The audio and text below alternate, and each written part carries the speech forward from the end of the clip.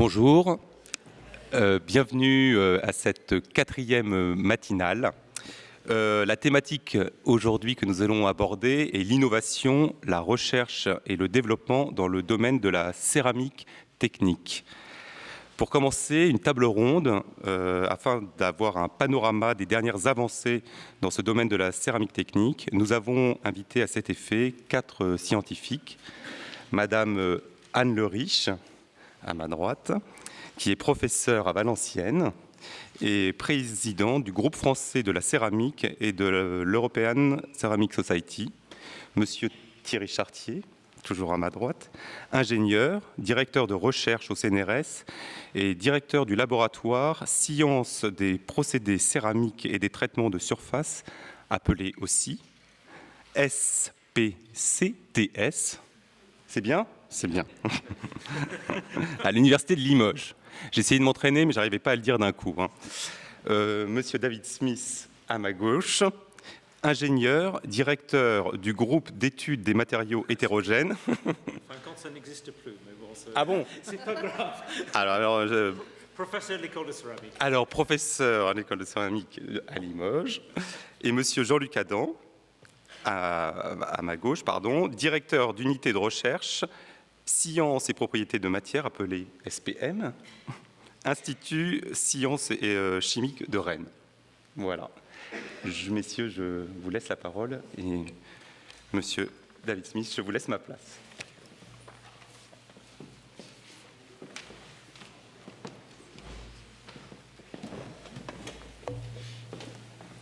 Bonjour à tous. Bonjour à tous. Je remercie la Fondation Hermès de promouvoir les matériaux céramiques. Pour nous, c'est notre métier et c'est vrai que ce n'est pas toujours facile de communiquer au grand public notre métier, qui, vous le verrez, j'espère, à l'issue de cette matinée, c'est les matériaux de l'avenir qui nous donneront probablement des solutions pour les grands défis de notre société. Alors, on m'a demandé donc de faire une brève introduction et de vous présenter le groupe français de la céramique, c'est-à-dire la communauté des chercheurs en céramique qui est un peu les industriels ici en France, et aussi au niveau européen ce qui se passe. Donc d'abord une définition qui sera peut-être sujet à des controverses. Mais donc qu'est-ce qu'on entend par céramique? En fait, céramique, ce sont des matériaux inorganiques, c'est-à-dire pas métalliques, et donc au sens anglo-saxon. Voilà, c'est la définition. Donc, qu'est-ce qu'on entend par un matériau inorganique non métallique? Si vous avez fait un peu de chimie il y a longtemps, vous avez connaissé le tableau de Mendeleïev. En fait, à gauche, vous avez ce qui sont les métaux, les métalloïdes et les non-métaux. En fait, c'est une association des métaux et des métalloïdes avec de l'oxygène, du carbone, de l'azote, du bore. Et donc, on peut fabriquer des oxydes, des carbures, des nitrures, des borures, des silicures, si on veut. En fait, c'est toujours une association d'éléments. Et donc, si on compare les propriétés de ces céramiques, là vous avez un petit schéma ici qui vous dit où se trouvent les céramiques ici, on voit qu'ils se différencient des métaux et des polymères par la nature de leur liaison. En fait, les métaux, vous savez que les liaisons et les électrons, on peut dire que les atomes sont dans une mare d'électrons, en fait, une mer d'électrons. Donc les électrons ne sont pas associés directement à un noyau. Et donc, c'est pour ça que les métaux sont conducteurs de l'électricité, de la chaleur, par les électrons qui ont une certaine mobilité. Ce n'est pas le cas des liaisons covalentes. Alors, dans les liaisons covalentes, les électrons sont bien liés à un noyau. Donc, et donc, il y a notamment un atome qui attire plus l'électron que l'autre. Donc, ça, c'est les liaisons ioniques. Et donc, ce sont des charges qui lient les métaux entre eux. Et dans les purs covalents, ici, eh bien là, chacun tient son électron. Et donc, ça veut dire que les liaisons sont très fortes. Parce qu'on partage, mais on ne veut pas donner à l'autre, chacun tire dessus. Et donc, le matériau le plus dur, d'ailleurs, c'est le diamant. Pourquoi? Parce que c'est pur carbone. Et donc, chaque atome de carbone tient à ses électrons, il ne veut absolument pas partager, quoi. Donc, le diamant, c'est le matériau le plus dur. Alors donc les céramiques, on va les retrouver dans ces liaisons ioniques et covalentes. Donc ce sont des matériaux, donc par rapport alors aux polymères qui sont ici, qui sont aussi des liaisons covalentes, mais les polymères, c'est des chaînes de carbone, et c'est des chaînes qui sont liées entre eux avec par des liaisons beaucoup moins fortes. Donc un polymère, ce n'est pas un matériau très dur.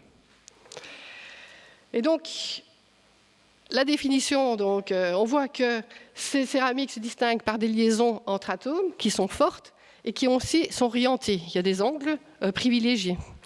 Ça veut dire qu'on va avoir des températures de fusion très élevées, parce qu'on ne saura pas séparer les atomes facilement, et des coefficients de dilatation faibles. Donc, c'est une grande particularité donc, des céramiques. Donc, ça donnera des matériaux durs, rigides, résistants à la température et à la corrosion.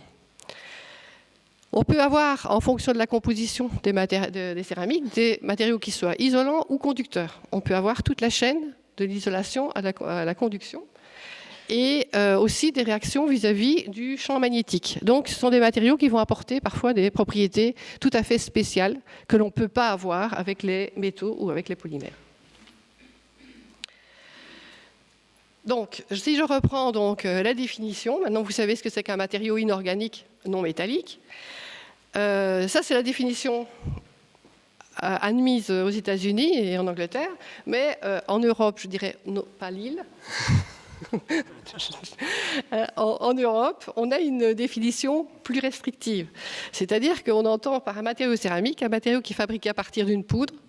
On met en forme la poudre de différentes façons, et puis il y a un traitement thermique. Donc, je vous ai mis des petites photos, pour bien comprendre. On part d'une poudre, on met en forme, ici on part du coulage.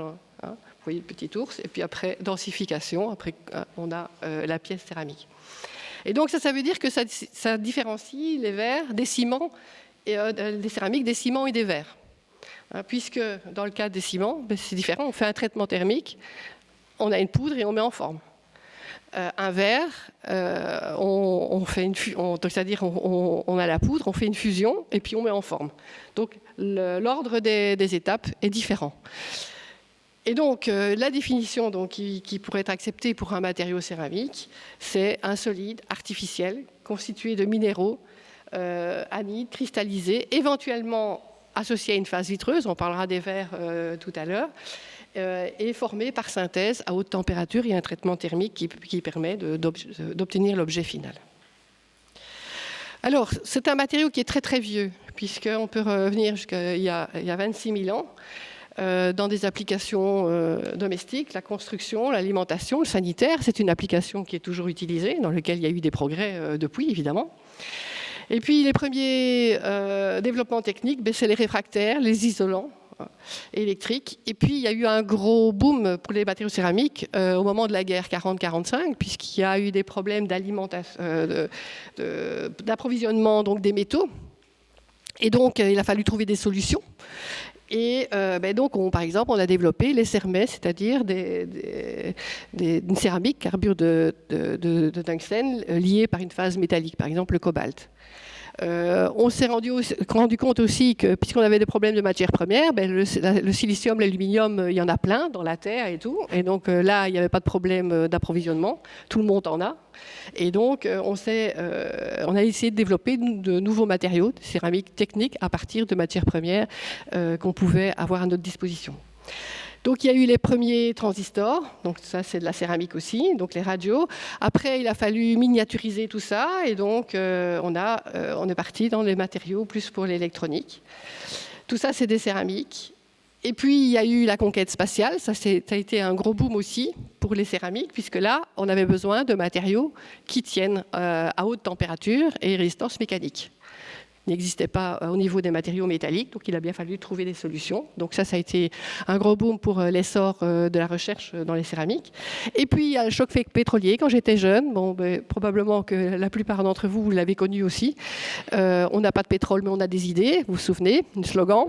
Mais donc là, les politiques ont demandé aux scientifiques, faites-nous des... Là, il y a eu un peu de crédit pour développer des matériaux céramiques. Et donc pour notamment les moteurs, on avait parlé de moteurs tout céramiques, qu'on ne devrait pas refroidir, et donc pour faire des économies de carburant et donc de pétrole. Alors, bon, c'est sûr qu'on n'est pas arrivé à l'objectif moteur, puisqu'après, bon, quand on a de nouveau du pétrole, on n'a plus besoin, donc forcément, on n'alimente plus les chercheurs dans ce domaine. Mais ça nous a quand même permis d'évoluer beaucoup dans ces matériaux de température, et vous verrez que je dirais tout à l'heure, que c'est quand même un secteur qui est en pleine expansion aujourd'hui. Et alors je dirais les préoccupations aujourd'hui, c'est aussi la prise de conscience environnementale. Et donc là, c'est vrai que vous avez tous dans vos voitures des supports catalytiques, et donc c'est de la céramique en fait. Donc tout ce qui est économie d'énergie, contre la pollution et autres, c'est la céramique qui apporte la solution. Donc rapidement, pour reprendre la fabrication, donc en fait, on peut distinguer deux types de céramique. Ce qu'on appelle les céramiques traditionnelles, c'est-à-dire celles que tout le monde connaît, fabriquées à partir de terre, donc l'argile, le sable, et mises en forme par le potier ou autre. Ça, tout le monde connaît cette céramique dite traditionnelle. Et puis, il y a les céramiques techniques dont je vous parle, qui sont, les matières premières sont différentes, puisque ou c'est des matières naturelles qui sont transformées, ou c'est carrément des matières qui sont synthétisées par la chimie. Ce qui explique pourquoi c'est arrivé si tard aussi dans l'évolution. Alors, les techniques de mise en forme, ça vous aurez d'autres intervenants qui vous en parleront. Mais donc, là, c'est celle que vous connaissez, c'est celle pour plutôt de céramique traditionnelle, c'est à partir de terre, donc d'argile. On peut couler, on peut presser, différentes choses. Et pour les céramiques techniques, vous voyez que les objets ont des formes souvent beaucoup plus diverses. Et donc là, il y a d'autres techniques, il y a des techniques identiques, mais il y en a d'autres beaucoup plus sophistiquées. Et je pense que Thierry nous parlera, entre autres, de la technique 3D. Donc vous voyez, on peut faire vraiment des objets tout à fait étonnants, où on peut aussi déposer des couches, puisque la céramique peut venir apporter ses propriétés sur des supports qui peuvent être métalliques ou polymères ou autres, pour venir apporter cette particularité de tenue à l'usure, tenue en température, des choses comme ça. Autre chose aussi, on peut avoir des techniques qui permettent de mettre en forme et de densifier en même temps. Donc c'est des techniques plus coûteuses, évidemment, qu'on n'imagine pas de pouvoir faire avec des argiles, mais qui peuvent être justifiées sûrement pour des applications haute performance. Alors, les propriétés, maintenant, après les propriétés, excusez-moi, il faut d'abord densifier, donc on a mis en forme, et donc il faut rapprocher donc les grains et donner une solidité à l'objet. Et donc, vous avez ici un ordre de grandeur des températures pour ce traitement thermique, pour les briques, les tuiles, donc la porcelaine. Et donc, vous voyez que c'est des températures relativement basses.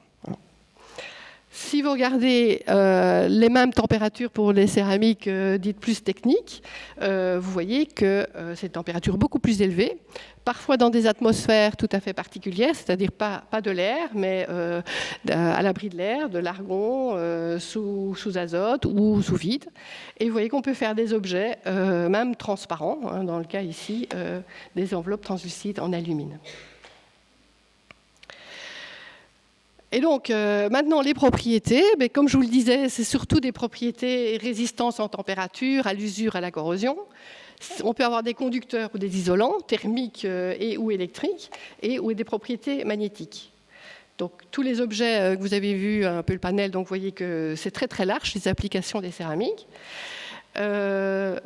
La microstructure, maintenant, si on regarde au microscope, après avoir la densification, comment sont disposées les phases, les grains, mais vous voyez qu'on a aussi une différence, puisque dans le céramique plus traditionnel, en microscopie optique, on peut voir les grains, disposition des grains, et donc là, les applications, c'est la construction, le sanitaire, l'alimentation. Dans les céramiques techniques, en général, il faut faire appel à la microscopie électronique, parce que les particules sont beaucoup plus petites. Et les domaines d'application, les performances sont bien sûr tout à fait différentes. On va retrouver des applications dans le transport, dans l'énergie, dans l'industrie, dans le biomédical. Et donc, à ce sujet-là, j'avais quelques chiffres, parce que j'ai lu la revue, justement en venant dans le train hier, du bulletin de l'American Ceramic Society. Et donc, j'ai quelques chiffres qui vous disent qu'aujourd'hui, le chiffre d'affaires du marché américain pour les céramiques techniques, donc cette partie ici, c'est de 10 milliards de dollars. Et par an, il y a une augmentation de 5,1%. Et donc on estime en 2017 arriver à un marché de 13,6 milliards. Et donc, dans cette augmentation donc, des applications, ce qui augmente le plus, c'est les composites à matrice céramique, c'est-à-dire les fameux matériaux qui vont être utilisés à haute température. Et là, il y a une croissance de près de 14%. Ça veut dire qu'en 2018, on estime le chiffre d'affaires rien que pour les États-Unis de 2,4 milliards. Et donc, la moitié est utilisée pour l'industrie aérospatiale. Alors, dans les matériaux qui sont les plus utilisés, c'est surtout l'alumine encore. Donc, l'alumine, c'était vraiment Al2O3, l'oxyde d'aluminium, je dirais l'oxyde le plus simple et le plus étudié aussi. Ça représente quand même 38% aujourd'hui du marché américain. Et le deuxième type de céramique, c'est tout ce qui est électrocéramique, donc les applications électroniques, qui a un tiers du taux de croissance. Donc vous voyez que les céramiques techniques, elles sont en pleine expansion aujourd'hui. Je n'ai que les chiffres américains, je n'ai pas les chiffres européens, ça c'est l'Europe, mais peut-être que Dave a quelques chiffres dans son exposé là-dessus.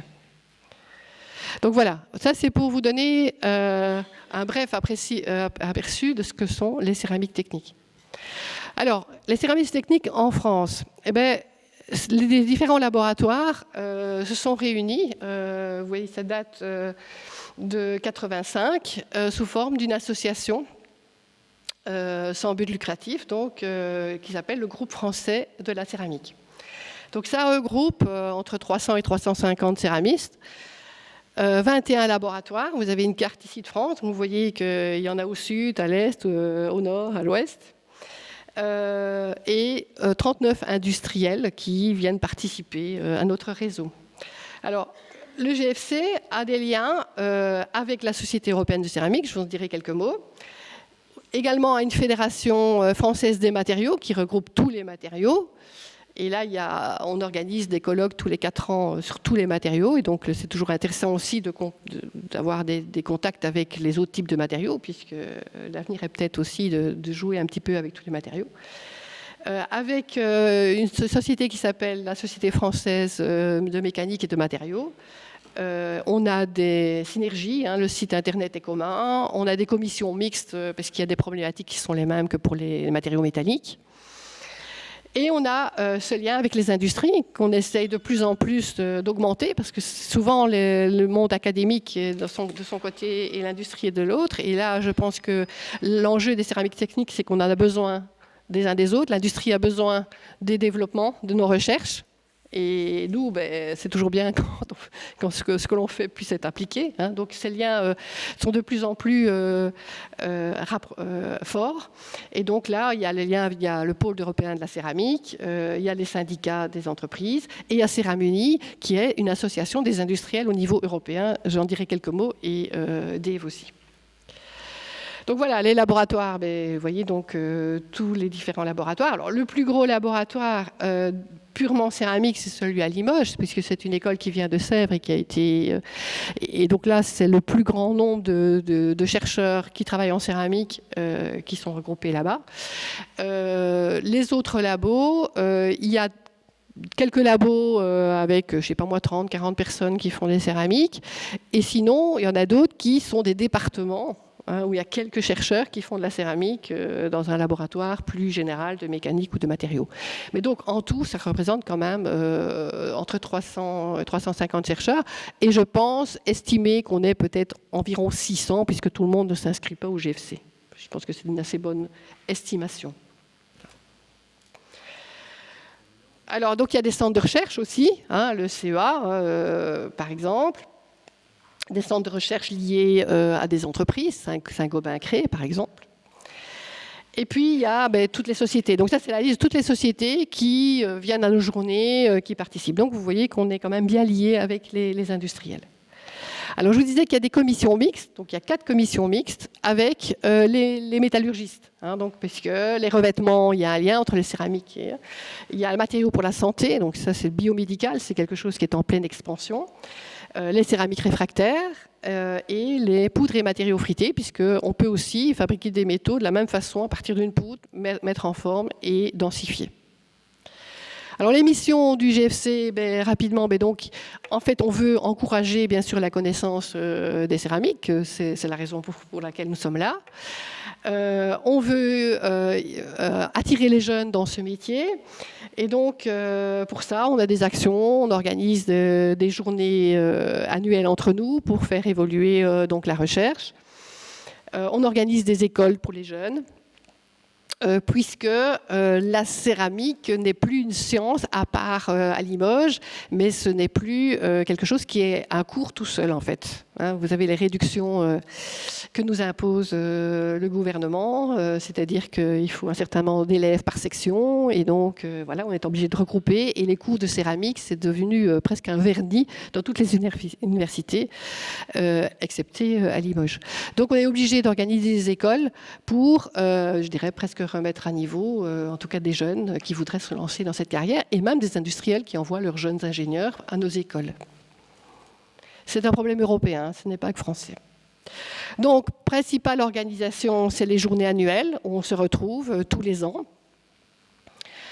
Voilà, donc ça, c'est les dernières éditions. La dernière a eu lieu il n'y a pas longtemps, donc à Dijon. On organise des conférences plus tout matériaux, ça c'est voilà, les différentes, où là, il y a plus de 1000 personnes. Il y a des conférences plus ciblées autour donc des céramiques, des journées techniques sur des thèmes plus précis. On essaie d'attirer davantage les industriels, parce qu'un industriel ne va pas se déranger pour 3 jours, mais une journée sur un thème qui l'intéresse, il viendra. Il y a les écoles et on essaye d'attirer les jeunes, de les motiver. Donc on organise des concours pour les jeunes. Alors le dernier événement important, c'est nous avons organisé le colloque européen il y a 2 ans à Limoges. Donc là, c'est plus de 1000 personnes. Donc c'est toute la communauté européenne en céramique. Ça a été vraiment un succès. Et puis on continue, puisqu'il y a un projet l'année prochaine d'organiser une conférence sur les électrocéramiques également à Limoges.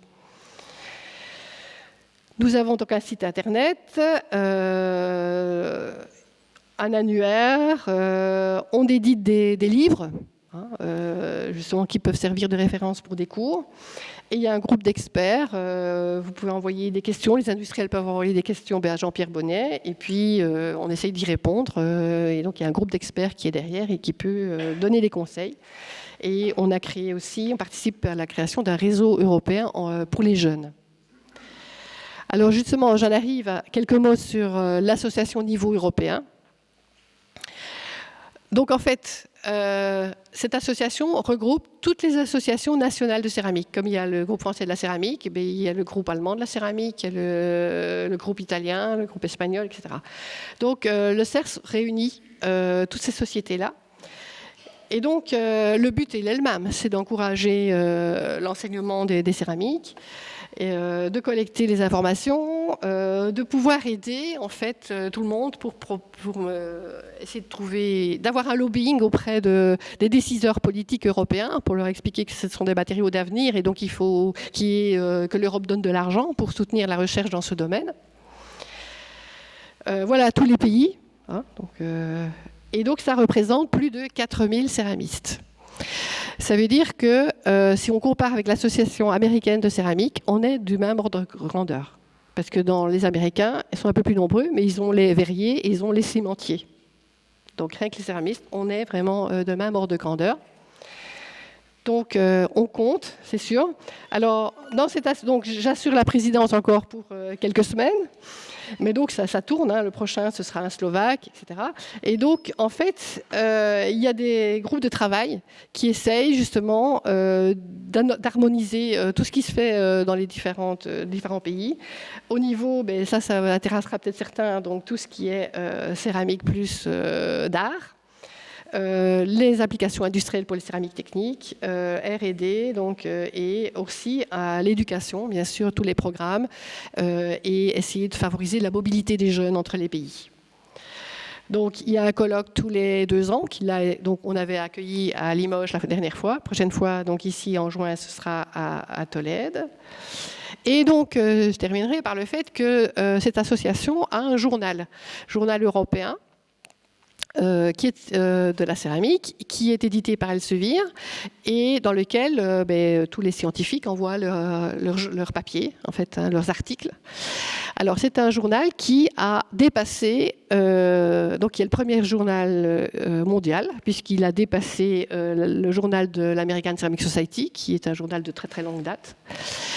Et là, c'est un petit cocorico. Le nombre de soumissions maximum, enfin, les chercheurs qui soumettent le plus sont des Français.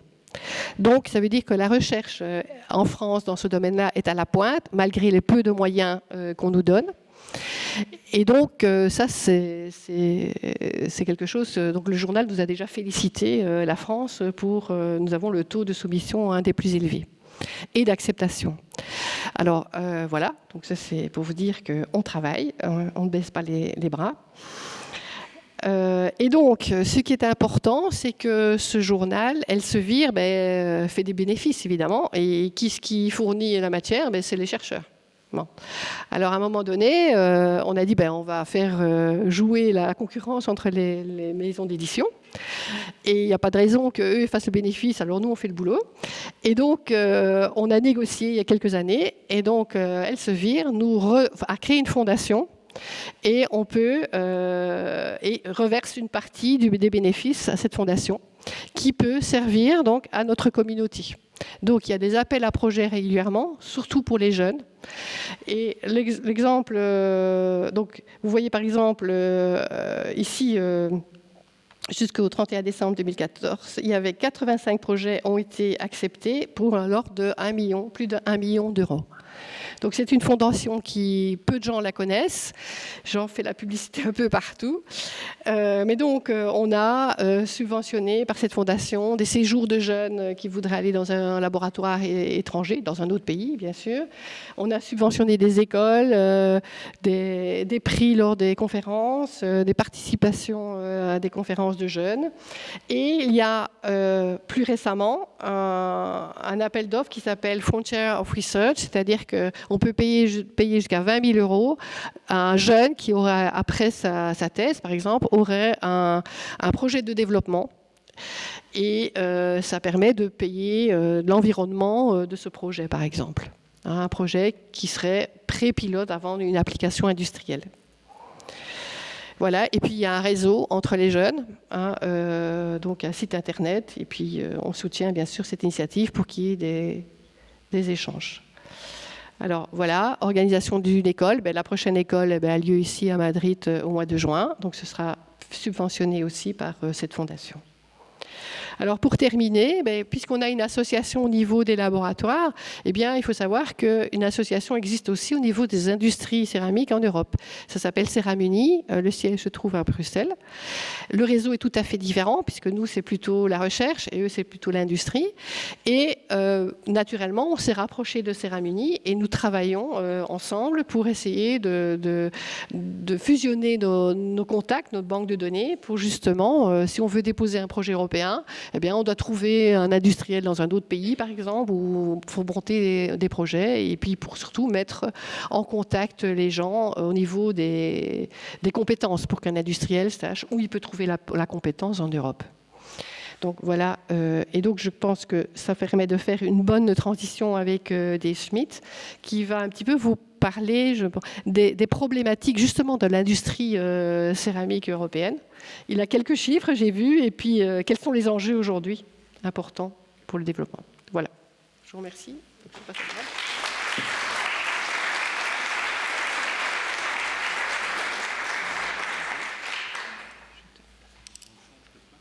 Oui, je te donne ma place. Voilà.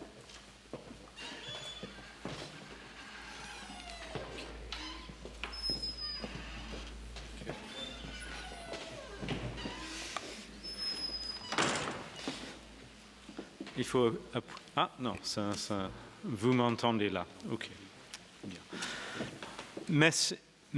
Merci Anne pour cette introduction très complète.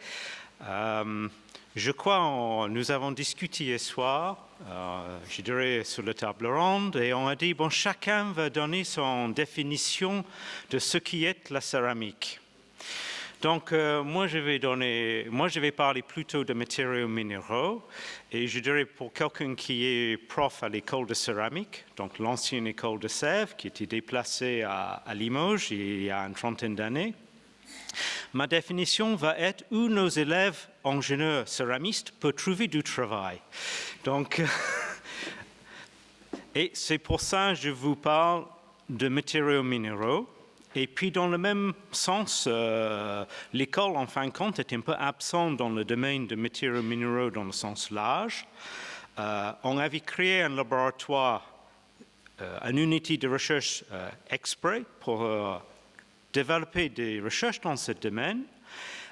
C'est pour ça que Guillaume a parlé du groupe d'études des matériaux hétérogènes. Mais maintenant, ce qu'on a fait après une quinzaine d'années, en fin de compte, c'est le moment de recombinaison avec nos collègues de l'SPCTS. Donc, on a fusionné les deux structures et donc on a gommé les différences, je dirais, entre céramique technique et traditionnelle. Donc, moi, je vais essayer de vous brosser un petit portrait de l'aspect industrie céramique industrielle en Europe. D'accord ? Je vais aussi parler un tout petit peu des aspects d'économie d'énergie. Et je pense que ça suffira pour ma contribution. Pour le côté recherche, j'ai des collègues qui sont très compétents dedans.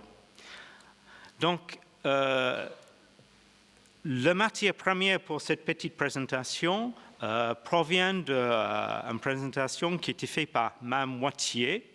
C'est un bon mot en dialecte corsé d'il y a 200 ans, donné à le Parlement européen à Bruxelles l'année dernière. Et moi, j'ai trouvé ça avec quelques ajouts pour donner un certain contexte sur l'énergie. Donc, elle représentait ma moitié, Ceram Uni, qui est cette association qu'a évoquée Anne.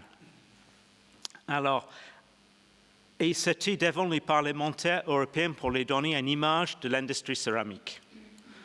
Donc, je vais parler très brièvement sur la répartition des activités et puis juste donner un petit goût des tendances et défis dans l'industrie céramique européenne. Donc, la première chose, c'est que finalement, les domaines importants, c'est la terre cuite, donc les tuiles et les briques, c'est les carreaux, le sanitaire, les arts de table, les réfractaires, les céramiques techniques et puis les abrasifs. Ça brosse un peu, alors on peut voir ça, voilà, ça brosse la production céramique importante en Europe.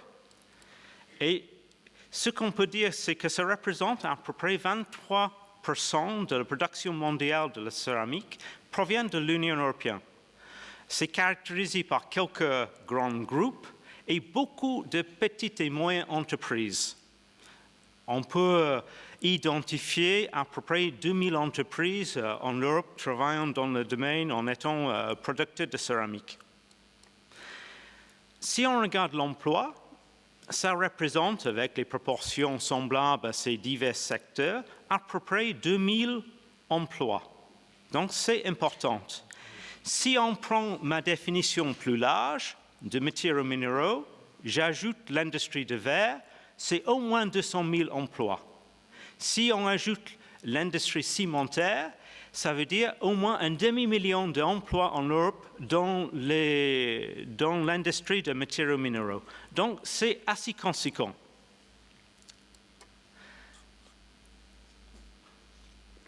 Après, pour voir un petit peu, si on voit le domaine de l'industrie européenne en céramique, où est-ce que nous allons? Bon, dans un peu la céramique traditionnelle, la fabrication des objets dans le sanitaire, dans les tuiles, etc. Bon, les designers, et je crois qu'il y a quelques-uns qui sont présents ce matin, bon, ils sont très innovatifs, hein, ils ont des formes qui sont magnifiques, ils produisent vraiment des choses qui sont très jolies. Donc là, on voit les tuiles, on voit... bon, c'était des sièges qui étaient conçus, je crois, à Limoges pour une opération entre la céramique et la vie urbaine. Et puis là, on voit, bon, moi je rêve d'avoir un bain comme ça. Après, quand on regarde des choses encore plus techniques, on prend un petit peu les céramiques traditionnelles qu'on imagine et on ajoute des fonctions. Donc, par exemple, on peut toucher un carreau et puis il y a des couleurs qui se produisent à cause de la chaleur qui provient de la main. On voit un superbe exemple ici. Alors, hop, j'ai peut-être... Voilà, hop. La souris, ça sera plus rapide. Hein? Donc là, on voit. Ensuite, il y a des combinaisons de fonctions. Donc, on prend des surfaces et on met des traitements de surface. Par exemple, je pense que ça, c'est TiO2, donc le titane, oxyde de titanium, par exemple. Et ça permet, avec l'action de la lumière, d'avoir un autre nettoyage de la surface de la céramique. Des choses pratiques, bon, le problème de glisser dans le bain, par exemple, de tomber, bon, on prend tous un petit peu d'art chaque année, donc c'est quelque chose qui nous concerne de plus en plus. Après, il y a des trucs, certaines choses, moi je comprends bien qu'avec les soucis énergétiques, puis avec qu'on peut imaginer des tuiles avec des fonctions photovoltaïques, donc génération de l'énergie par le soleil, incorporée dedans de manière esthétique, très pratique. Il y a d'autres choses comme ce carreau, franchement ça me fait peur. Je sors de mon lit le matin et je marche sur le carreau vert et tout de suite il donne mon poids. Ouch! Ça, mais tout est possible. Bon, de manière un petit peu plus sérieuse, dans les matériaux minéraux, alors je parle un peu de ce qui préoccupe la céramique qui est fait en grande diffusion, donc de gros tonnage. Bon, il est évident qu'il faut que l'industrie céramique soit respectueuse de l'environnement. On a des règlements qui proviennent de l'Union européenne ou nationale de plus en plus stricts. Et donc, ça, c'est un souci des sociétés à suivre et de conformer à ces règlements, sinon il y a des amendes. Il est clair qu'Anna a bien évoqué que beaucoup de céramiques sont faites avec des traitements à haute température. Donc, les questions énergétiques de ces procédés est essentielle. Un peu moins dans la céramique technique parce qu'il y a une forte valeur ajoutée. Et puis, la contribution de la cuisson est peut-être moins importante dans le coût final du produit. En revanche, dans les secteurs comme la terre cuite, l'industrie cimentaire, etc., qui utilisent les procédés haute température et des gros tonnages de produits, le besoin énergétique est une question cruciale.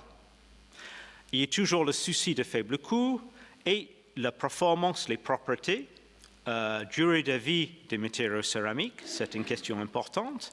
Et puis, de plus en plus, nous voyons des soucis sur les céramiques, c'est qu'est-ce qu'on fait à fin de vie. Donc, qu'est-ce qu'on fait avec les maisons qu'on casse? Est-ce qu'on peut recycler les matériaux pour retrouver d'autres fonctions et de valoriser les déchets, en quelque sorte? Donc ça, c'est aussi un souci moderne où il y a des actions qui sont stimulées soit sur le plan national, soit sur le plan européen.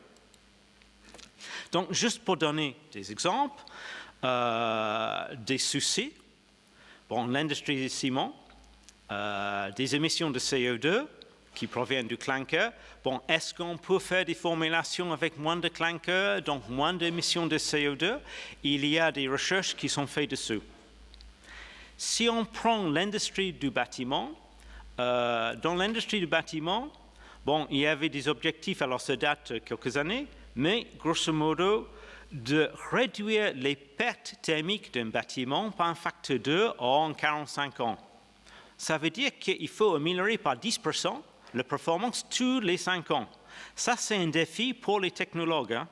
Donc, il y a des actions universitaires qui vont dans ce sens.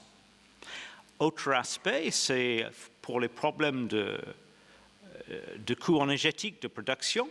Évidemment, si on peut produire des briques sans cuisson, il y a un gain très important. Et donc, il se peut que Jean-Pierre touche un mot dessus. Et puis après, un troisième exemple, c'est simplement le durée de vie, par exemple, dans les industries comme le verre ou les matériaux réfractaires qui sont utilisés. Ça dure 5 ans ou 10 ans et il faut tout changer. Ce n'est pas la même situation. Donc aussi, il y a toujours ce souci pour piloter des recherches. Pour donner une idée, Anne aussi avait montré ce très joli brick creux. Donc ça, c'est un développement depuis, je dirais, 10-15 ans. L'intérêt d'avoir des briques creux, c'est d'améliorer l'isolement thermique. Et là, on voit un graphique qui démontre si ça, c'est la température extérieure. Ça, c'est, je dirais, une situation normale d'une maison. Et puis, si on travaille, on peut réduire ces fluctuations de température de manière importante pour réduire les pertes du bâtiment. Donc, la conception des briques, c'est une affaire qui progresse et il y a un travail continuel qui est fait. Autre aspect intéressant dans l'industrie de terre cuite, c'est que, il y a plein de choses dans les conceptions modernes des briques qui sont bénéfiques, même si ça coûte un peu plus d'énergie primaire, mais sur les déchets, sur la pollution de l'eau, etc. Donc, tous ces facteurs sont pris en compte dans l'industrie, dans la réflexion, mais c'est sur l'émission de CO2 pour produire ces briques. Et là, ce qu'on voit, c'est assez encourageant, c'est qu'il y a une diminution des émissions de gaz carbonique avec le temps, et donc, évidemment, il y a une force politique ou il y a une stimulation pour continuer dans ce sens. Donc, je vais juste peut-être terminer mon petit discours sur les aspects de l'énergie, sur l'exemple des tuiles et briques, donc l'industrie de terre cuite. Déjà, c'est des opérations très énergivores. Ça représente environ 30% de le coût de production. Nous avons fait des calculs avec un groupe de deuxième année à l'école de céramique cette année et on a évalué que l'énergie de cuisson se situe pour un matériau argileux qu'on porte à 1000 degrés, se situe entre 1,1 et 1,3 mégajoules par kilogramme. Et puis, si on ajoute l'opération de séchage, ça va représenter à peu près 30-40% d'énergie de plus. Dans la conception moderne, dans une usine de la terre cuite, en fin de compte, les procédés de séchage et de cuisson sont imbriqués. Et ce qu'on fait, c'est qu'on récupère de l'énergie ou de l'air chaud de la cuisson et on l'utilise pour sécher. Et donc, ça fait un gain dans les dépenses énergétiques.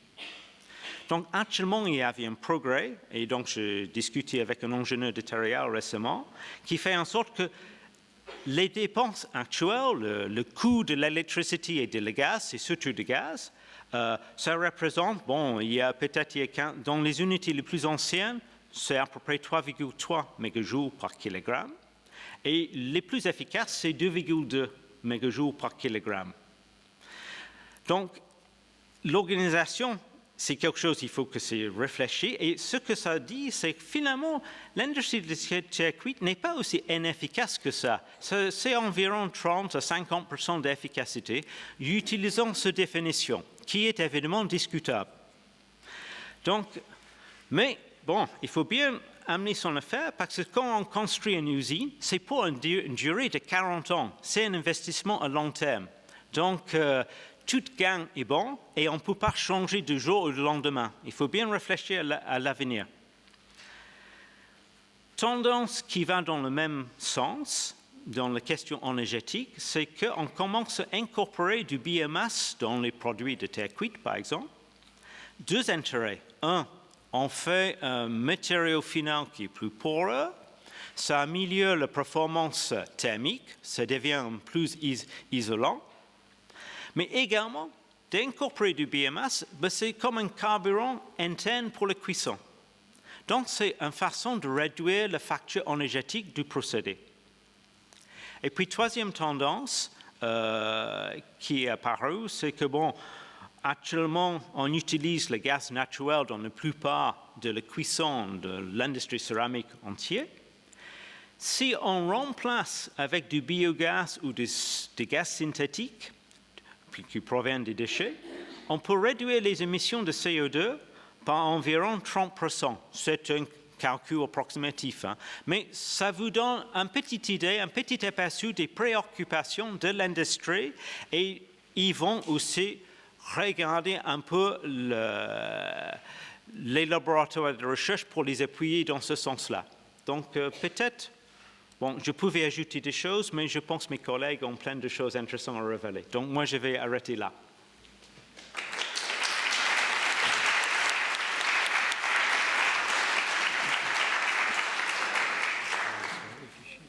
Alors, ça, je ferme là. Yes. Et This one. This one there? Ouais. Thierry, oui. Hop là, c'est... On continue notre jeu de chaises musicales.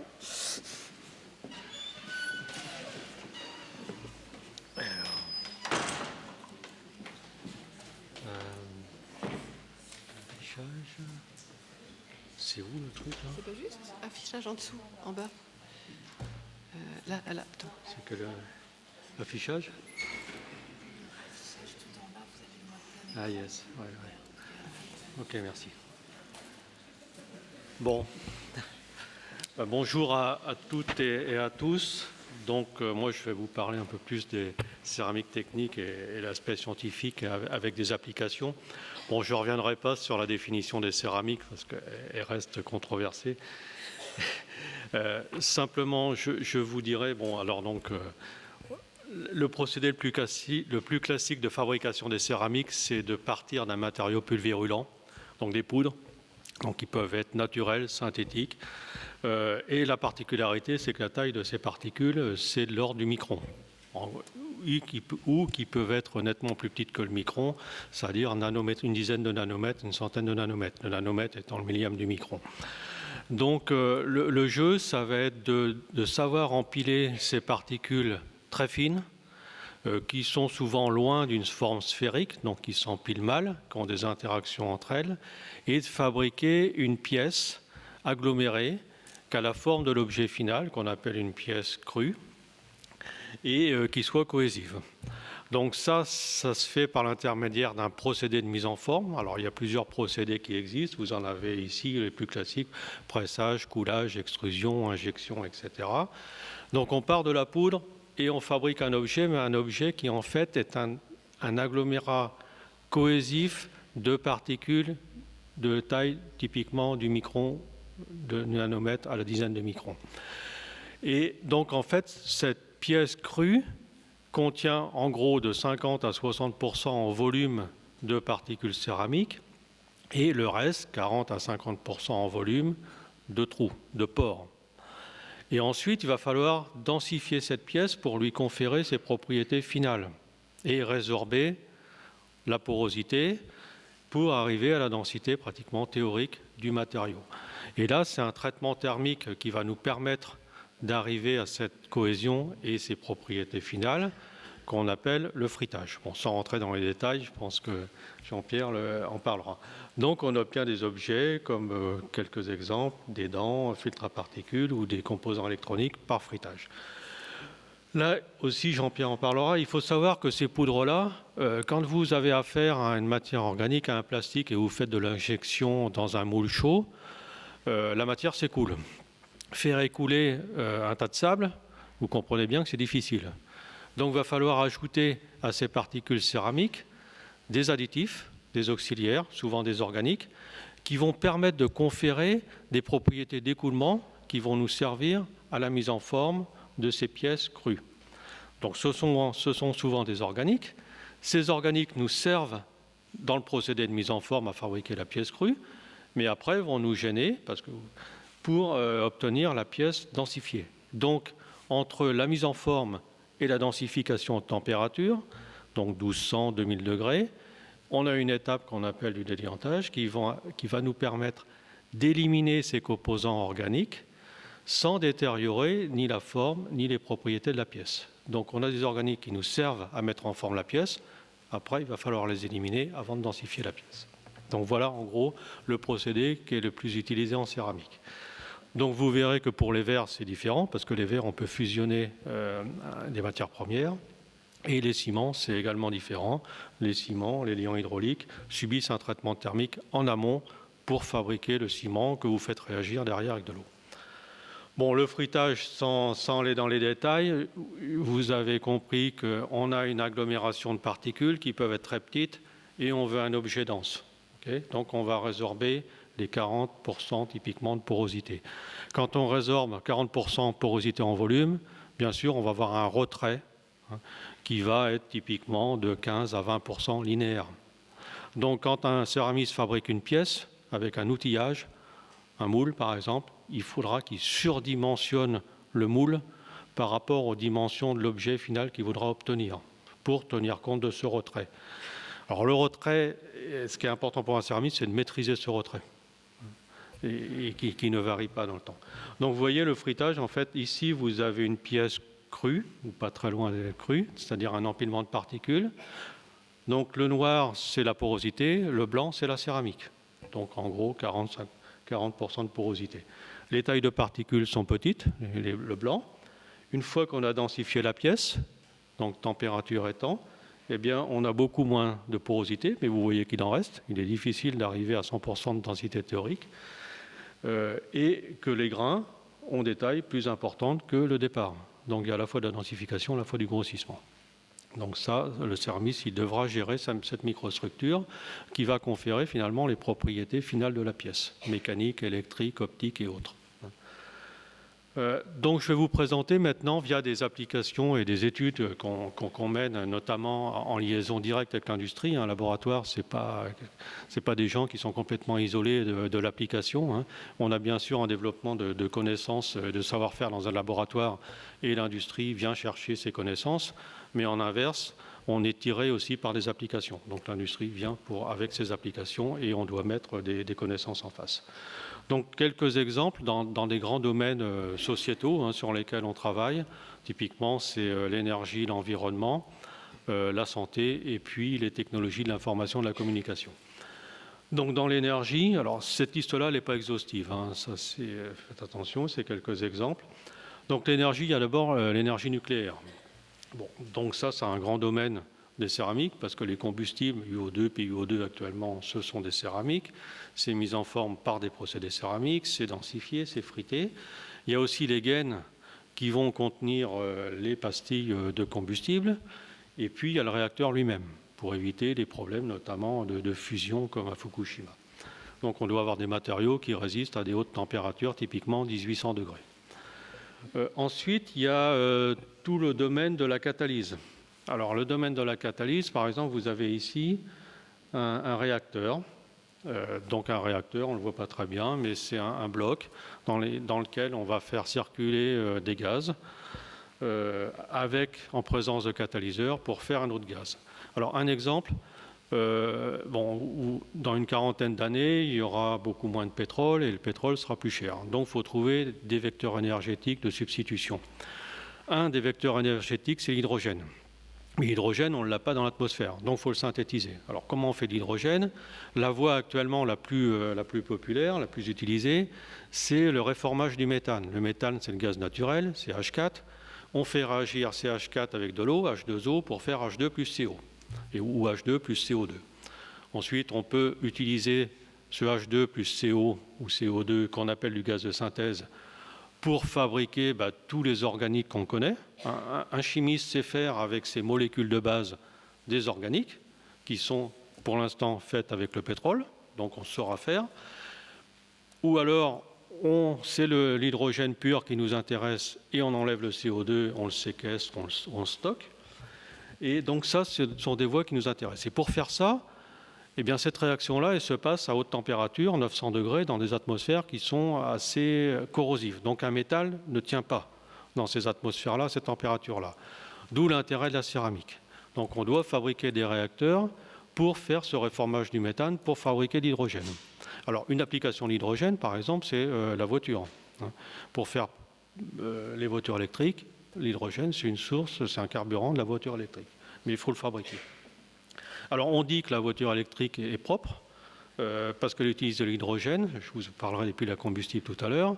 Par contre, l'hydrogène, pour le produire, là, ça relargue du CO2. Donc si on prend toute la chaîne, ce n'est pas si propre que ça finalement. Il faut savoir séquestrer le CO2.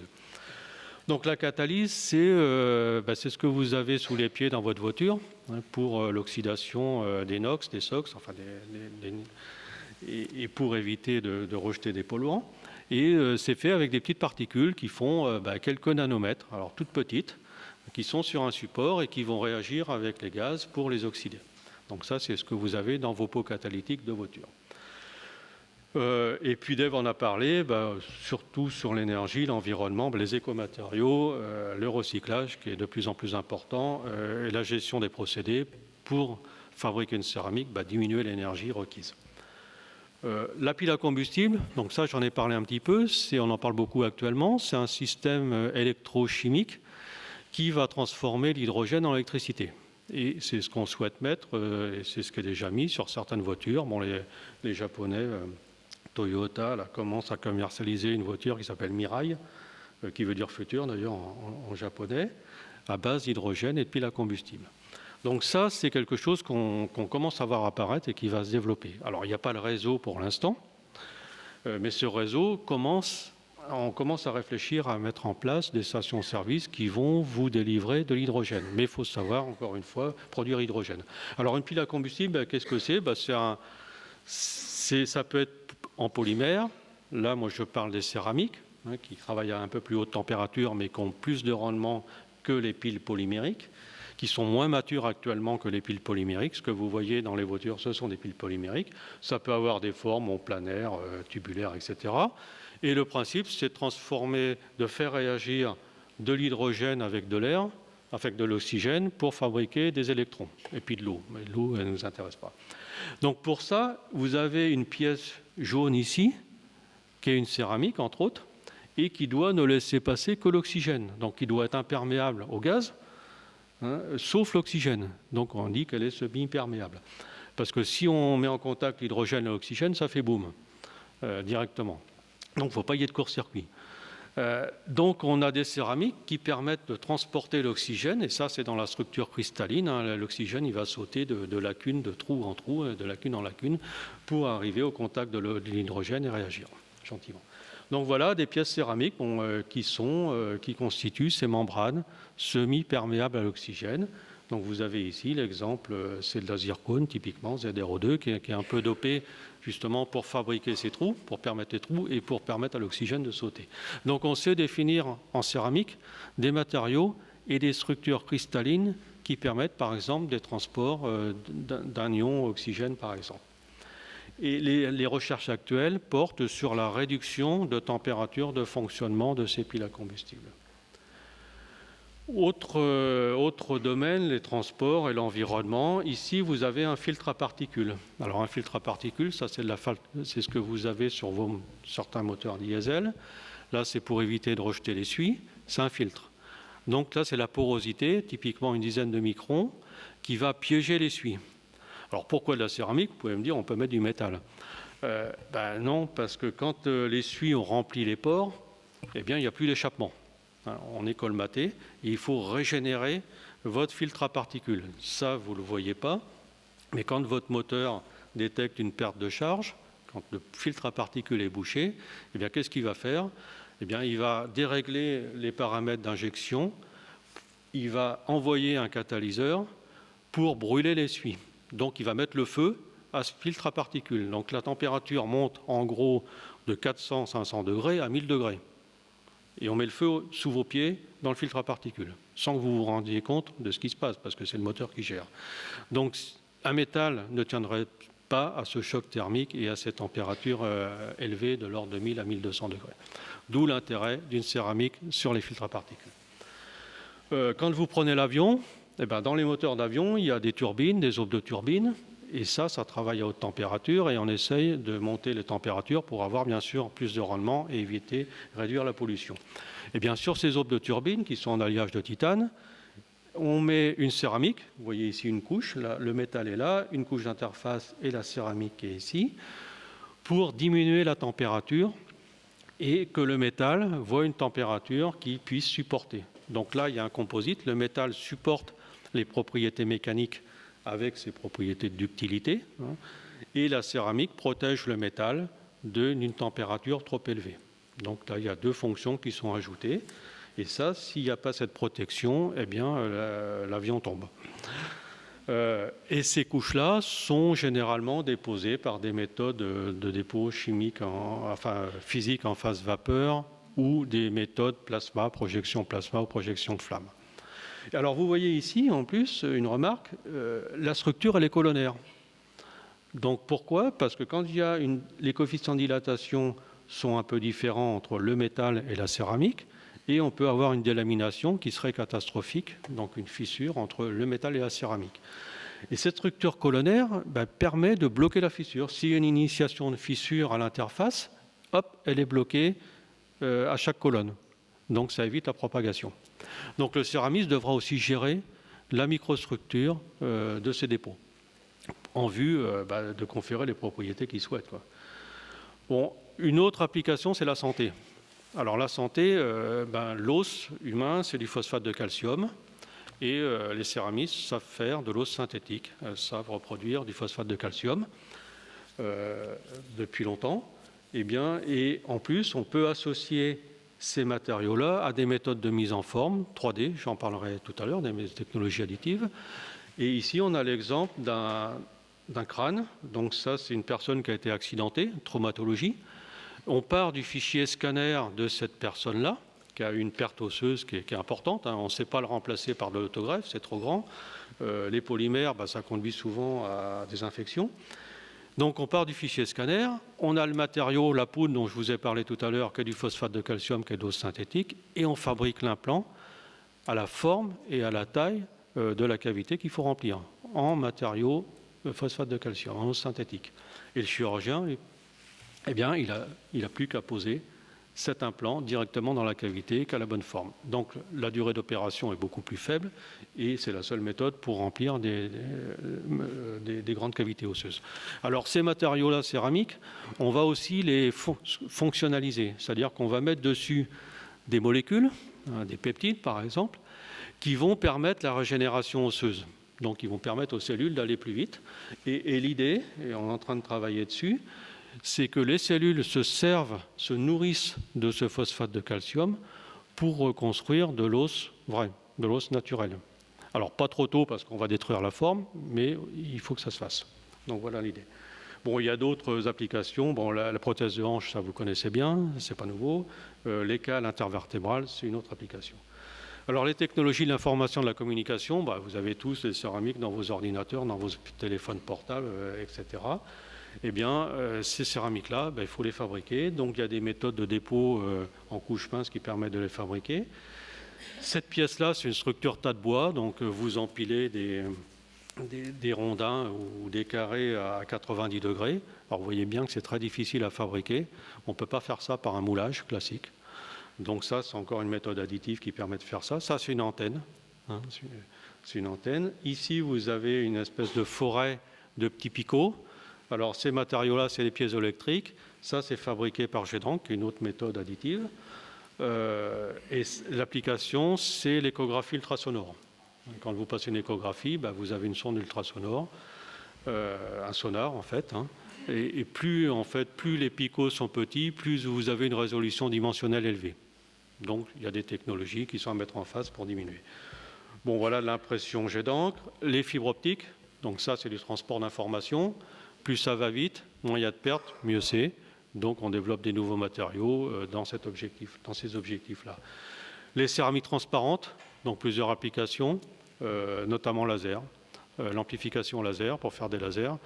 On sait faire des monocristaux en céramique, mais on est limité en taille.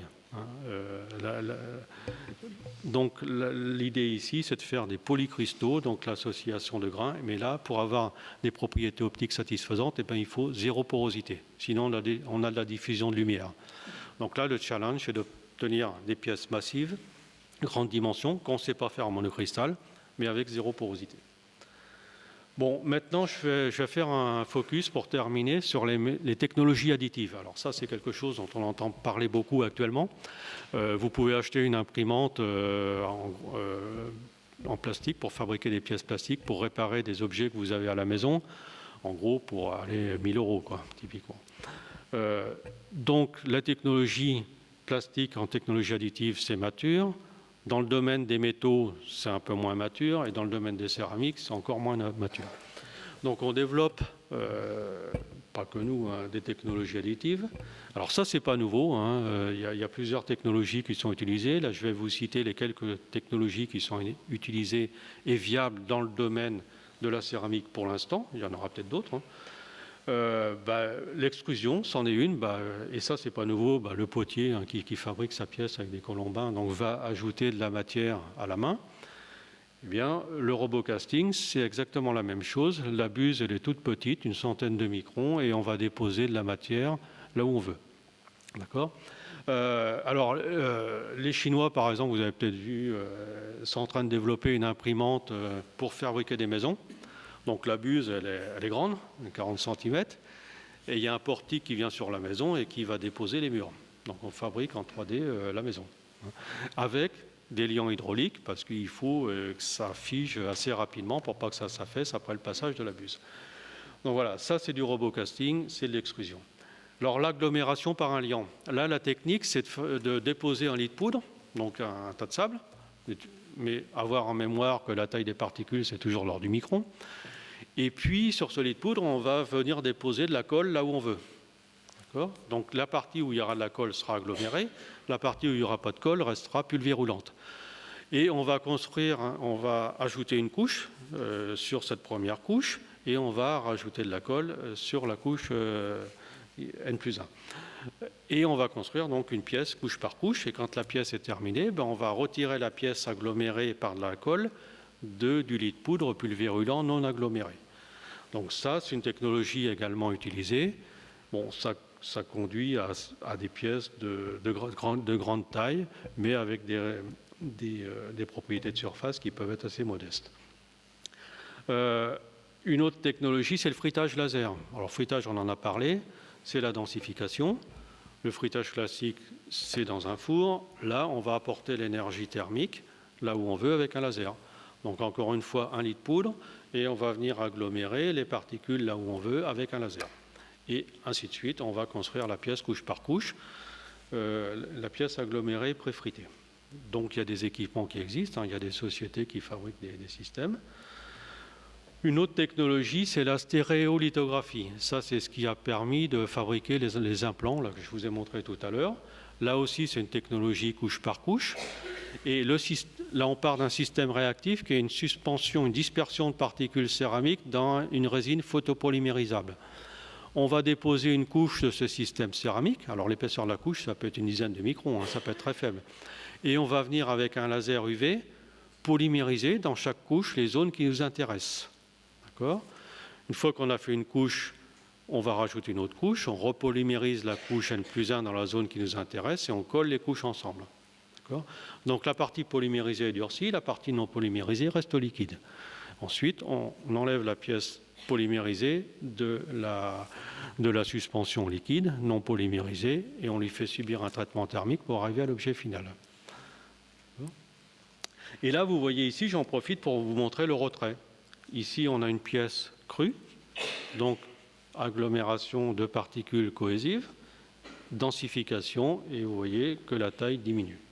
Donc là aussi, ces technologies additives qui partent de fichiers CAO de la pièce, eh bien, il faut prévoir dans le fichier CAO le retrait qu'aura la pièce pendant la densification.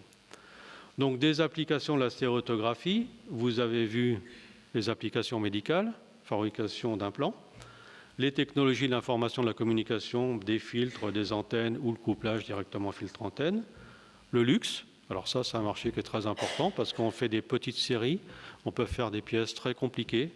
Voilà des pièces très compliquées en céramique. Le matériau, c'est de la zircone. Et vous voyez qu'on peut colorer le matériau céramique aussi, par des pigments. Donc ça, le luxe, c'est un marché qui est très important pour les méthodes additives. Je vous ai parlé du réformage du méthane pour fabriquer de l'hydrogène. Eh bien, pour l'instant, c'est fait dans des grands fours avec des tubes qui font 13 mètres de haut, remplis de catalyseurs. Donc voilà un tube. Et là, un petit cube comme ça de 10 cm par 10 de côté équivaut en efficacité à un tube de 13 mètres de haut. Donc là, vous voyez bien qu'il y a un intérêt d'intensification de procédés. On peut faire autant dans un volume très réduit. OK. Autre dernier exemple de fabrication additive, c'est le jet d'encre. Bon, ça, c'est plutôt une méthode qui permet de faire de l'impression sur les circuits électroniques. Donc le jet d'encre, c'est comme l'imprimante que vous avez sur votre bureau, mais à la place de déposer de l'encre et des couleurs, eh bien, on va déposer des systèmes céramiques. Donc goutte par goutte, vous voyez les petites gouttes qui vont descendre et qui vont se déposer sur un support. Et là aussi, on peut faire N passages avec des petites gouttes pour construire des pistes ou des pièces un peu plus élevées en taille. Bon, voilà, donc ces technologies additives, c'est quelque chose qui va en fait révolutionner, à mon avis, les techniques de fabrication. Donc dans l'aéronautique, on fabrique déjà des pièces métalliques, titane, qui volent, donc qui sont mises sur des avions. Donc pour l'instant, ce sont des pièces qui ne sont pas critiques, mais on va aller de plus en plus vers des pièces fonctionnelles. Ça, c'est évident. Et ça permet aussi des façons de penser, de design et de fabrication qui sont tout à fait différentes des méthodes qu'on a actuellement en tête, qu'un mécanicien a en tête, par exemple. Bon, ce n'est pas nouveau, on appelait ça il y a 20 ans les méthodes de prototypage, mais on va maintenant vers des méthodes de fabrication à part entière. Bon, voilà le message que je voulais vous faire passer. Merci de votre attention.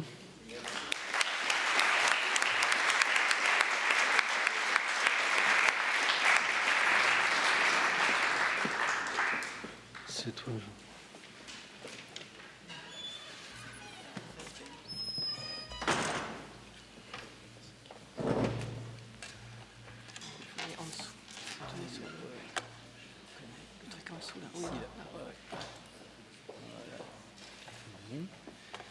Bien, bonjour à toutes et à tous.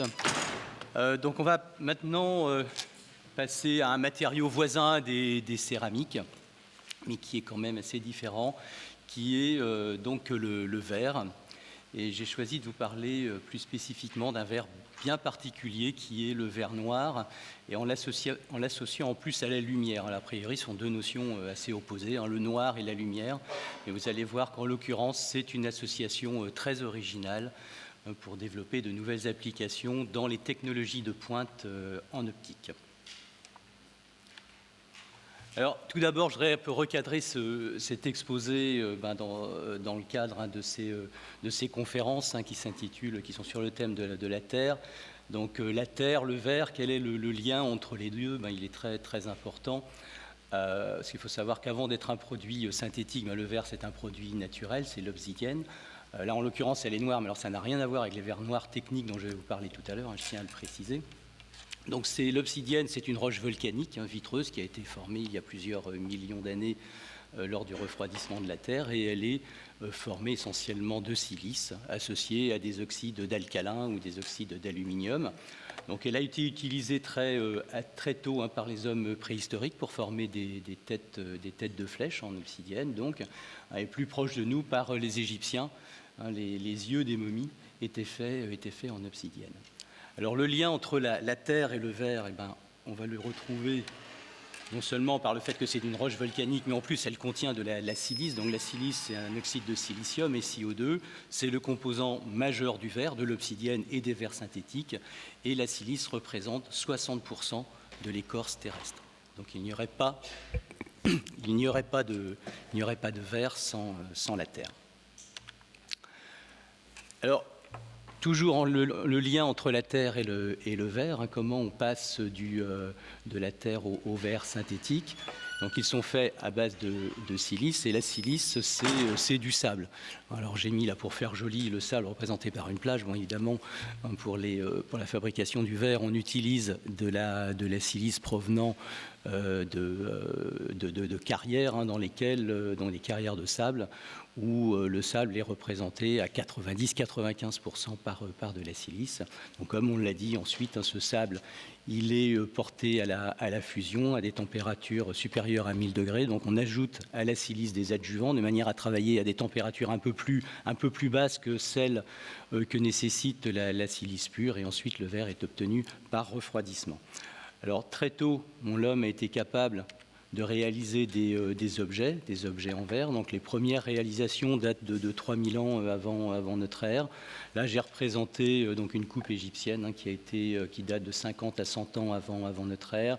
Ici, beaucoup plus récemment, un vase de Bohême qui a été fabriqué au XIXe siècle. Et bien sûr, les technologies modernes ont permis de réaliser des choses beaucoup plus compliquées ou à l'échelle industrielle, comme toute l'industrie du flaconnage, avec les bouteilles, et encore plus techniques que les verres plats, obtenus par des techniques de flotte, donc qui ont été évidemment très utiles pour réaliser la pyramide du Louvre en 1989, grâce à des verres des verres plats de très très haute qualité. C'est aussi un matériau qu'on va retrouver pour les miroirs de haute technologie pour les télescopes. Bon, là, en l'occurrence, ce ne sont pas purement des verres, mais des vitraux céramiques, de manière à avoir des propriétés thermomécaniques meilleures que le verre. Et enfin, le verre utilisé très récemment dans le domaine des fibres optiques. Sans le verre, il n'y aurait pas de fibre optique, il n'y aurait pas Internet. Le verre permet donc des communications à très très haut débit grâce au signal optique. Alors maintenant, le rapport, ou plutôt les différences entre le verre et la céramique, ça a déjà été largement dit.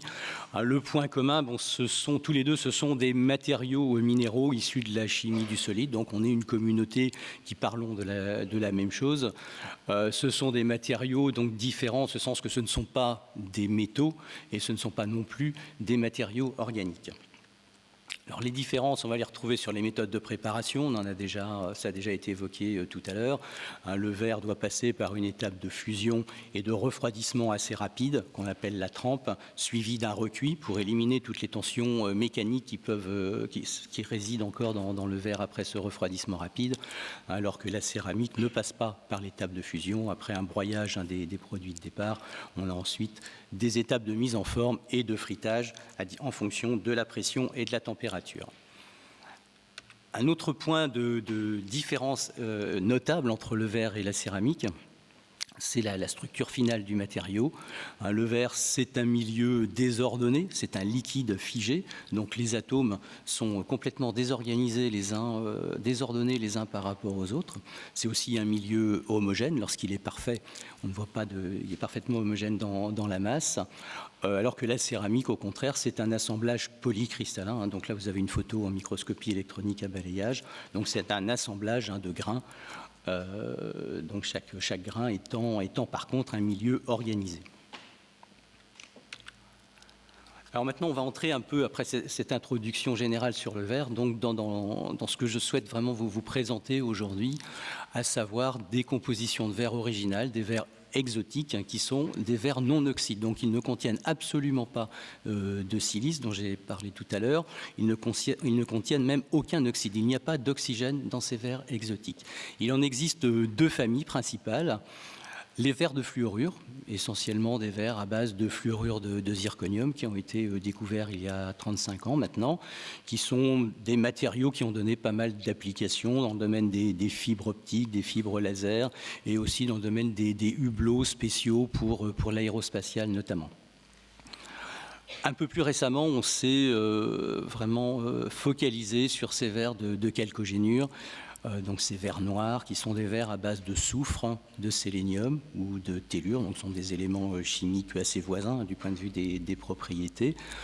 Et là, du fait de l'originalité des compositions chimiques de ces matériaux, ça ouvre un grand nombre d'applications dans des domaines tels que les optiques massives et les fibres pour la transmission de signaux infrarouges, ce qui n'est pas possible avec les verres à base de silice.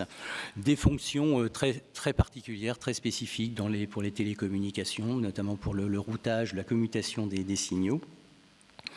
Et enfin également, on a pu mettre en évidence de nouvelles sources de lumière dans le domaine infrarouge, encore une fois, qui ne sont pas accessibles avec les verres de silice. Alors je voudrais recadrer aussi cet exposé sur le verre et la lumière. Vous savez, certains d'entre vous savent sans doute que 2015 a été déclarée année internationale de la lumière par l'UNESCO. Alors, on parle de verre noir, de lumière, mais quel type de lumière pour le verre noir ? Le sens commun de la lumière, c'est la lumière visible qui va donc du bleu au rouge. Ça correspond à des longueurs d'onde de 400 nanomètres ou de 0,4 microns jusqu'à 700-800 nanomètres ou 0,7-0,8 microns dans le rouge.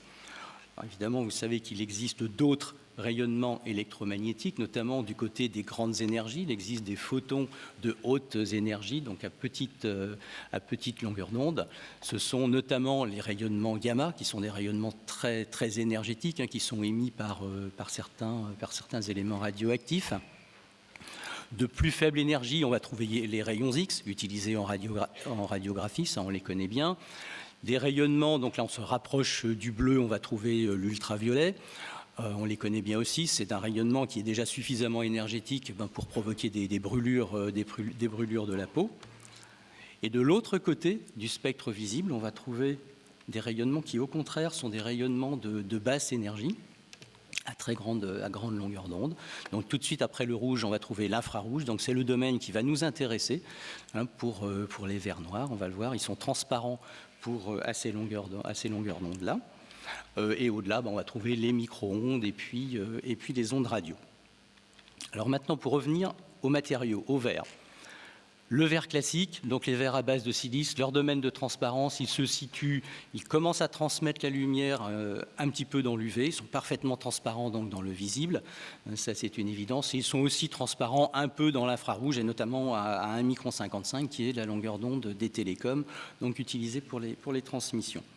Maintenant, les verres noirs, les verres de chalcogénure, ils ont un domaine de transmission qui est sensiblement décalé par rapport aux verres de silice. Donc leur domaine de transmission démarre typiquement à 1 micron, donc au-delà du rouge. Donc encore une fois, ils ne sont pas transparents ou visibles, c'est pour ça qu'ils ont cet aspect noir. Par contre, dans l'infrarouge, ils vont permettre de transmettre le rayonnement lumineux jusqu'à des longueurs d'onde de 20 microns. Un petit mot sur le rayonnement infrarouge, qu'est-ce que c'est ? Donc, je l'ai dit, c'est un rayonnement de faible énergie, donc il se situe à grande longueur d'onde dans le spectre électromagnétique. C'est un rayonnement qui est généré par l'agitation thermique des particules de la matière. Et en fait, tout corps chaud émet de la lumière. Alors, à très haute température, la lumière visible, elle est émise par le Soleil, qui lui est à 6000 degrés. Mais à température ambiante, donc à la température ici de la pièce, il y a de la lumière infrarouge qui est émise. Vous et moi, on est à 37 degrés. On émet à peu près 60 watts de lumière infrarouge. Donc tout corps à température ambiante va émettre de la lumière infrarouge. Et en plus, le rayonnement est très proche en relation à la température. C'est-à-dire 0,1 degré près, on n'émet pas exactement le même spectre. Alors voilà ici, du point de vue composition chimique, pour ceux que ça intéresse, donc des compositions chimiques de verres de chalcogénure techniques qui sont utilisées pour préparer des hublots, des lentilles ou des fibres optiques. Donc ce sont des verres qui contiennent donc soit du soufre, du sélénium ou du tellure, ou des associations d'ailleurs de 2 de ces 3 éléments. Et ils sont associés à d'autres éléments comme l'antimoine, le germanium, le gallium, l'arsenic également. Un point intéressant, c'est ici les températures de transition vitreuse. Vous pouvez voir, ce sont des verres qui se travaillent donc à basse température. Ici, la transition vitreuse est autour de 100 à 300 degrés. Pour comparaison, les verres, la silice pure a une TG de l'ordre de 1200 degrés. Donc on n'est plus du tout dans les mêmes gammes de température pour travailler ces verres. Donc voilà ici donc certaines de leurs propriétés fondamentales. Comme tous les verres, ils ont des propriétés, à partir du moment où ils sont très stables, qu'on peut en faire des pièces de taille importante. Là, vous avez des barreaux de 10 cm de hauteur à peu près pour 10 mm de diamètre. Donc ils sont stables du point de vue de l'état vitreux. Ils possèdent, comme tout verre, comme tous les verres classiques, des propriétés viscoplastiques très intéressantes. On peut les mouler, on peut les étirer pour faire des fibres, on peut aussi les presser pour faire des pièces particulières. Alors un peu plus de détails sur la transmission optique de ces verres, qui est la propriété fondamentale, la propriété la plus intéressante, qui fait qu'ils ont un développement technologique. Donc ici, j'ai représenté pour comparaison les spectres de transmission donc des 3 grandes familles de verres. Le premier spectre ici concerne donc la silice, le SiO2, dont la limite de transmission dans l'infrarouge se trouve autour de 3 microns. Alors, la limite de transmission infrarouge, en fait, elle est due à des fréquences de vibration entre les atomes qui forment le verre qui sont relativement élevées. En l'occurrence, on 100 cm-1, donc qui est l'unité habituelle utilisée. Si on passe au fluorure, simplement parce qu'on va avoir des éléments qui sont plus lourds, donc du coup les fréquences de vibration fondamentales entre les atomes qui forment le verre, eh bien, vont être à plus petite énergie,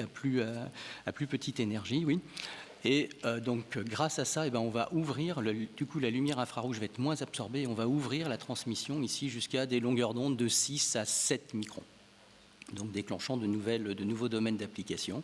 Maintenant, si on passe aux chalcogénures, qui sont faits donc d'éléments encore plus lourds, donc vibrant à des fréquences de vibration encore plus petites, eh bien la transmission infrarouge va pouvoir s'ouvrir jusqu'à des longueurs d'onde de 15-20 microns. On a même sur la table au laboratoire des compositions très riches en tellure qui transmettent jusque 30 microns. Mais enfin, ce ne sont pas encore des verres techniques. Alors, du point de vue des applications, je voudrais juste parler ici, par exemple, d'un domaine spectral compris entre 8 et 12 microns, qui est donc bien spécifique des verres de chalcogénure. Vous pouvez voir que les fluorures et la silice ne sont pas du tout transparents dans ce domaine. Donc 8-12 microns, c'est un domaine spectral également où l'atmosphère est transparente. Donc ce rayonnement, le rayonnement que vous émettez, il peut être transporté naturellement par l'atmosphère. Et donc de plus, oui, 8-12 microns, donc c'est le domaine d'émission maximum du corps noir, donc vous et moi, la lumière dont je parlais tout à l'heure, la lumière que l'on émet à température ambiante, elle a son maximum d'émission dans ce domaine de 8-12 microns. Donc on a ici tout ce qu'il faut pour faire ce qu'on appelle de l'imagerie thermique à l'aide de caméras infrarouges. Je vais développer ce point-là un peu plus tout à l'heure. Et autre domaine d'application très intéressant, c'est qu'entre 2 et 15 microns, donc domaine de transparence des verres, mais c'est aussi un domaine dans lequel on va trouver la signature optique de toutes les biomolécules. Vous savez, la matière vivante, c'est du carbone, de l'oxygène, de l'azote et de l'hydrogène. Tous ces éléments vont avoir des fréquences de vibration fondamentales, donc des signatures optiques qui se situent dans ce domaine, et on va pouvoir donc tirer parti de l'excellente transmission de ces matériaux dans le domaine du vivant. Donc des propriétés optiques originales, exceptionnelles, associées à des capacités de formage très importantes pour ces verres de chalcogénure. Donc on peut en faire des lentilles infrarouges avec des géométries assez sophistiquées. Là, ce sont des lentilles asphéro-diffractives qui ont été préparées par moulage. Ici, des fibres de verre de sulfure, donc ce sont des matériaux qui commencent à être un peu transparents dans le rouge, mais globalement, c'est exactement la même famille de matériaux. On peut aussi en faire des guides d'onde planaires par dépôt de verre à la surface d'un substrat. Et on peut faire des structures assez compliquées à l'intérieur. Ça, ce sont des fibres dites microstructurées, avec des arrangements périodiques de trous à l'intérieur qui donnent des propriétés de propagation tout à fait originales. On sait faire aussi des microsphères qui font quelques microns de diamètre. Alors tout cela, ça donne des possibilités très importantes en termes d'application dans le domaine de la photonique infrarouge, donc la combinaison des propriétés optiques et des grandes capacités de formage, notamment dans le domaine de la santé et de l'environnement, grâce à l'avènement de capteurs optiques infrarouges. Donc il a été possible de détecter. Tout ça, ça s'est fait avec des agences de recherche ou des entreprises dont c'était la spécialité.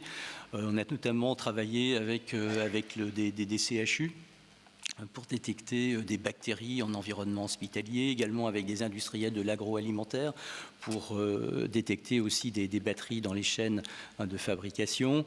Un gros sujet d'intérêt aujourd'hui, c'est utiliser ces capteurs optiques infrarouges pour effectuer un diagnostic précoce de pathologie. Dans le domaine de l'environnement, on a pu détecter des polluants dans les eaux souterraines et dans les sols. Et actuellement, un gros projet également concerne le contrôle du CO2 dans les zones de stockage géologique. Alors certains d'entre vous en ont peut-être entendu parler. Un des moyens pour lutter contre les gaz à effet de serre, c'est de capter le CO2 qui est rejeté par les grosses entreprises, les grosses usines, de le capter, de le transporter et de le restocker dans des zones de stockage. Typiquement, ce sont des anciens puits de pétrole ou des anciennes poches de gaz. Mais évidemment, une fois qu'on a réenfoui ce CO2, on ne veut pas qu'il soit relargué dans l'atmosphère. Et pour ce faire, il est nécessaire d'avoir des capteurs de façon à parfaitement contrôler la zone. Donc on a beaucoup travaillé avec le Bureau de recherche géologique et minière à Orléans pour développer ces capteurs de CO2. Donc dans le domaine de la défense, de la sécurité, ce sont des systèmes pour l'imagerie infrarouge, pour la vision de nuit, je vais y revenir. On a beaucoup travaillé, on continue de beaucoup travailler avec l'Agence spatiale européenne aussi pour la recherche de traces de vie sur les exoplanètes. Donc on considère que si on trouve des traces de molécules, des molécules d'eau, des molécules d'ozone, des molécules de gaz carbonique, il y a toutes les chances de trouver une certaine forme de vie sur les exoplanètes. Donc on a développé avec l'Agence spatiale européenne des dispositifs infrarouges qui permettent d'aller chercher encore une fois la signature optique de ces molécules dans l'espace. Dans le domaine des communications optiques, à l'aide de fibres microstructurées, développer de nouvelles sources infrarouges.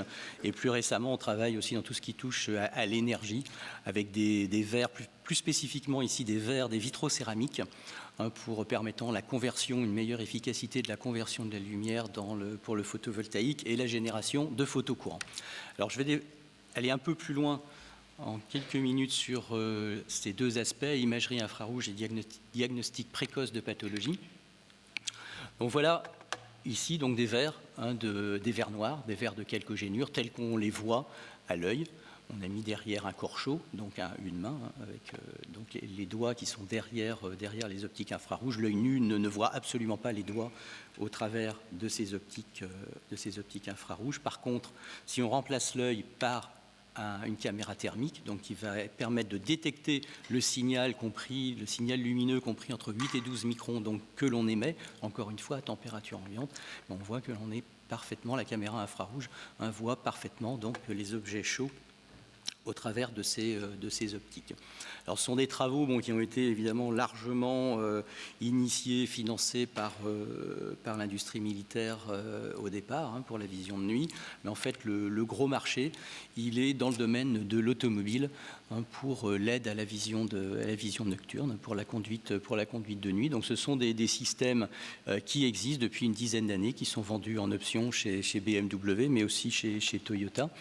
Donc vous voyez ici la caméra infrarouge, elle est placée ici dans la calandre en position basse. Alors l'optique, donc c'est un verre de chalcogénure. Ici, l'optique fait simplement 2 cm de diamètre, donc ce sont des petits dispositifs.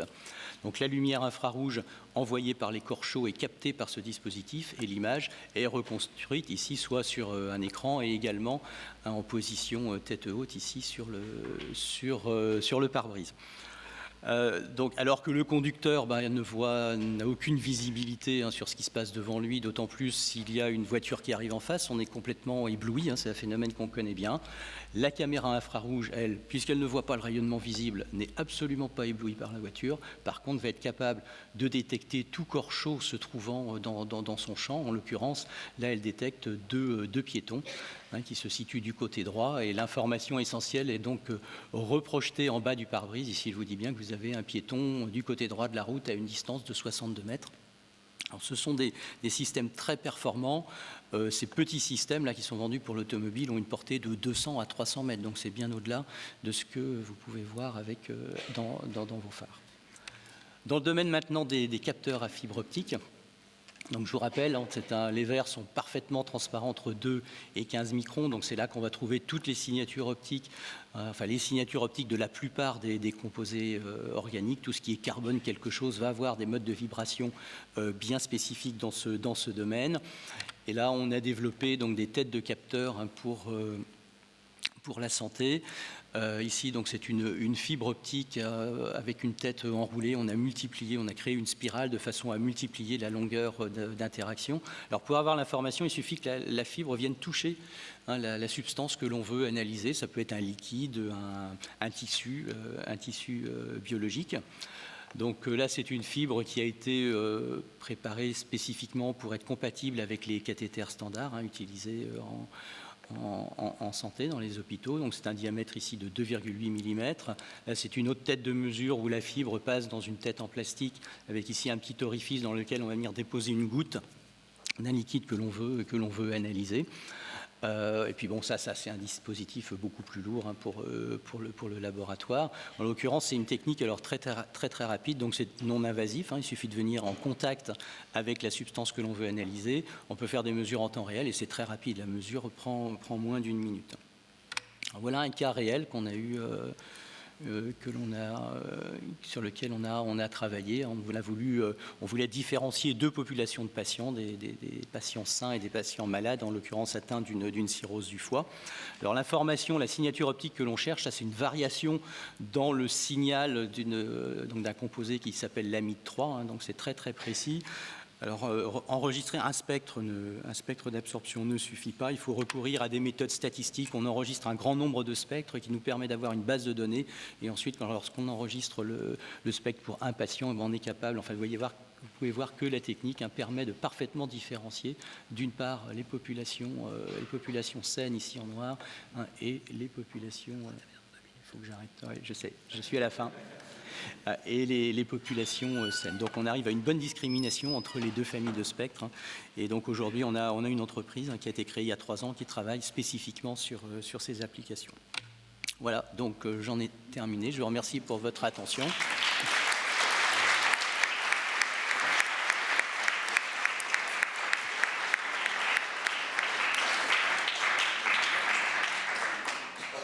Et juste un mot pour vous dire que l'art et les sciences font parfois bon ménage. Et là, ce sont des sculptures qui ont été réalisées par un artiste verrier de la région de Rennes. Ce sont en l'occurrence des préformes de silice qui sont utilisées pour les fibres optiques ensuite. Donc elle a associé des miroirs dichroïques qui sont réfléchissants à certaines longueurs d'onde, et ces préformes de silice utilisées dans l'industrie des télécoms pour en faire... Pardon ?